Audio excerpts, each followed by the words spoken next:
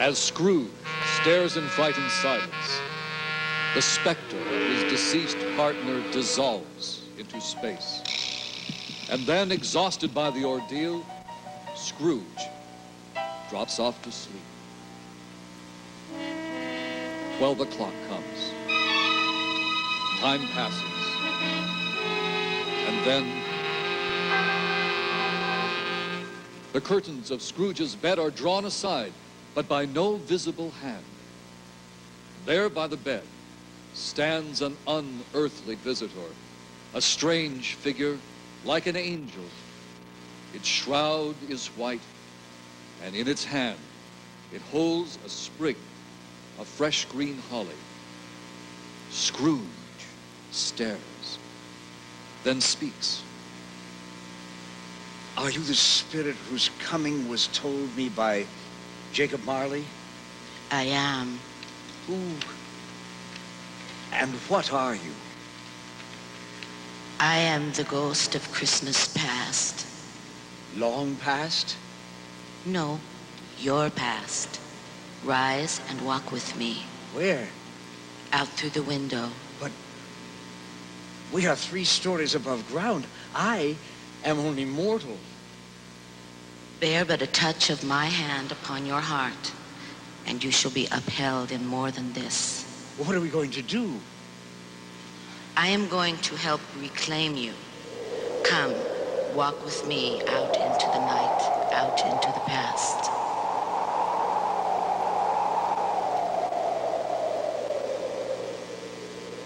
Tell me, ghost of Christmas past, where are we? Look down, Ebenezer, and remember back. Of course, the river, the meadows. Why, there's my old school. I went there as a lad, but there's no one about. It is Christmas holiday. Let us look into the study hall. It's empty. It's empty except for a young boy sitting at a desk, his head in his hands. Oh, left behind. He's crying. Poor chap. No place to go at Christmas. Oh, now he's looking up. Do you recognize him? Why, What is his name? It's Ebenezer Scrooge. I wish, but it's too late now. What is the matter? Nothing. There were some young people singing Christmas carols outside my warehouse yesterday afternoon. I drove them away. Let us see another Christmas. It is a year later, another Christmas. And again, there's a school. That boy pacing up and down. Do you know him? It is I.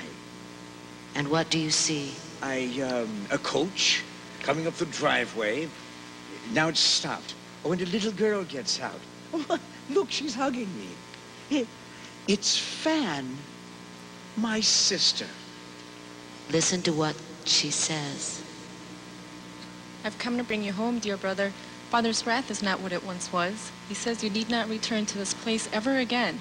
So from now on, we'll always be together. Just think, together for the first time in 4 years. Your sister was a delicate creature, kind and big-hearted. Oh, so she was. She died so young. She left one child? Yes, my nephew, Fred. He visited you yesterday? So he did, yes. May we leave here? Yes, for there is another shadow.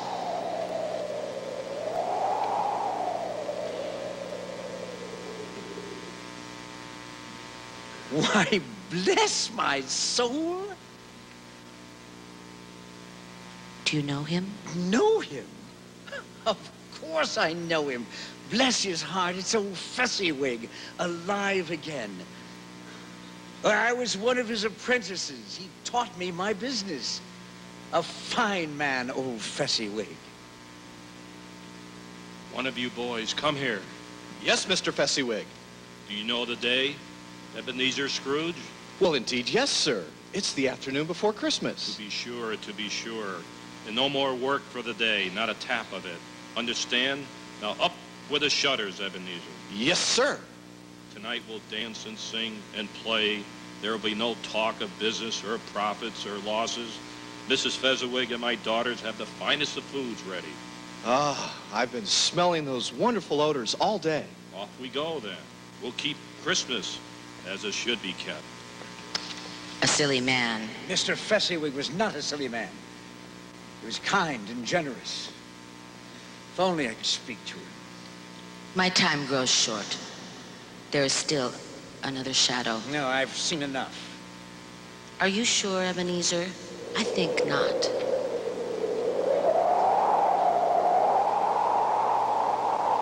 The years have passed. In this house below, look, there sits a young girl, a beautiful girl. It's Belle. The girl you were to marry. And there you sit next to her, a young man in your prime. Only now, your face begins to show the signs of avarice. There is a greedy, restless motion in your eyes. Listen to what she is saying to you. It matters very little to you. Another idol has displaced me. A golden one. You hold money more important than me. Or anything else, for that matter.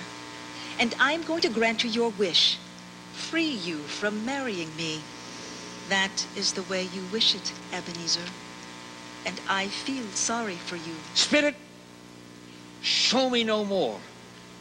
Today, Belle is a happy woman, surrounded by her fine children. Those children might have been yours if you hadn't been so selfish. Take me back. Haunt me no more. I beg of you, don't.